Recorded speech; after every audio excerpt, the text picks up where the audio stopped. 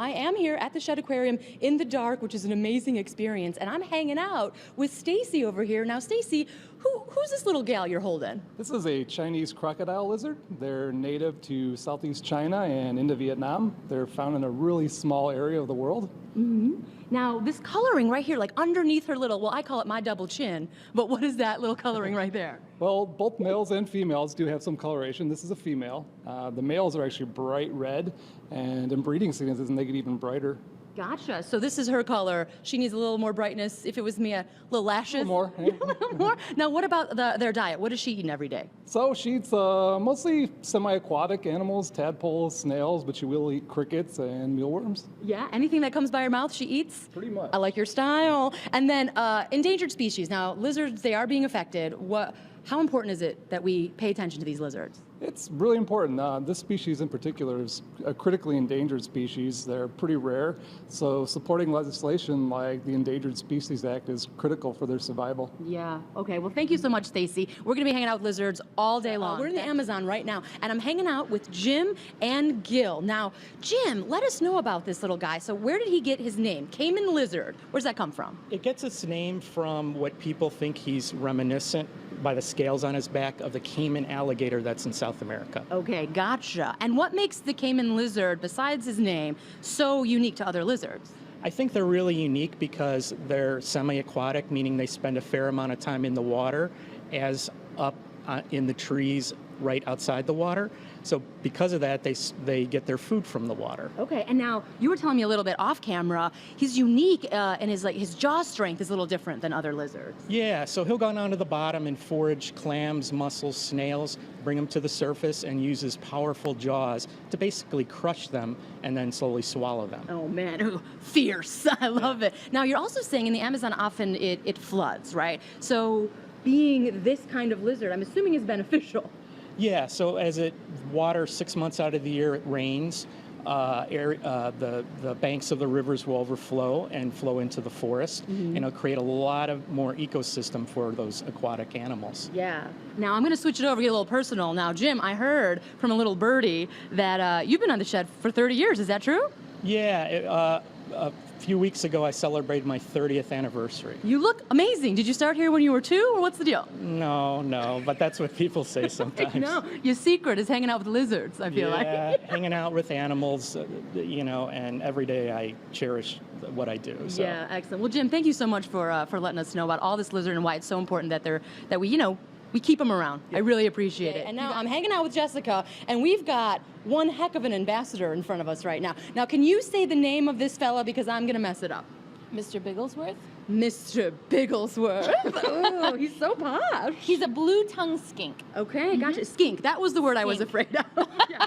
So tell me a little bit about this fella. So Mr. Bigglesworth, or blue-tongued skinks in general, are found in like Australia, New Zealand.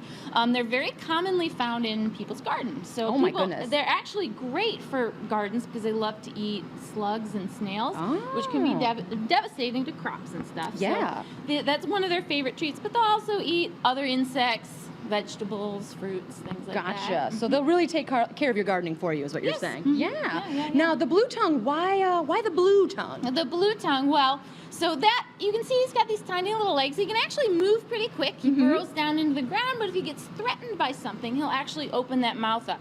And you can see his mouth hinges roll all the way back there. So he's got a really big mouth. The whole inside is blue, and he opens that up if something threatens him, and that's how he kind of defends himself. Yeah, he's got a big mouth for threatening situations. Yeah. Luckily, he doesn't show it to us that often, which is good because it means it's comfortable. Yeah. But I can imagine with that, you can see him stick it out every once in a while. I can imagine how scary that would be. Yeah. Now, Jessica, do you have a mechanism that you use when you're feeling, I don't know, threatened, or you want someone to go away from you? I have many.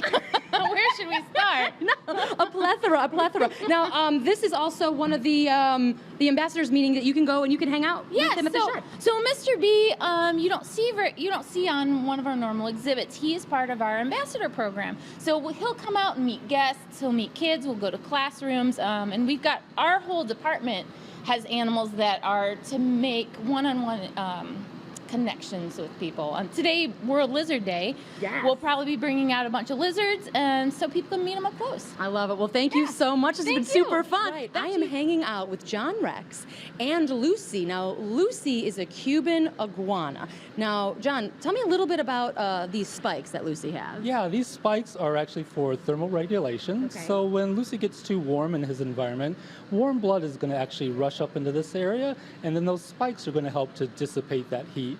Oh, it's such a wild thing because they look so spiky, and yet there's a little buoyancy, a little bounce to them. There is, exactly. So you can actually touch them, and you can see that they're pretty flexible. Wow. Now, there's also, you mentioned before that Lucy has his third eye to regulate as well. Tell us a little bit about that. Yeah, so that third eye, or parietal eye, is that white dot right on top of his head, and it actually helps to detect light and dark above him, so he can maybe detect predators that might be crouched above him, but it also helps him to regulate his body temperature. That's amazing. Now, Lucy, very fascinating, but also really important that we keep Lucy and lizards around, right? Absolutely. Lizards are very important for balancing the ecosystem. They actually serve as food for other animals out there, and as well, they're seed dispersers. So this particular type of lizard disperses seeds all throughout its environment after eating those fruits or vegetables, and it actually helps to fertilize those seeds as well. Amazing. Now, speaking of feeding, really quickly, you did mention something that Lucy's tail can sort of detach, yeah? Yeah,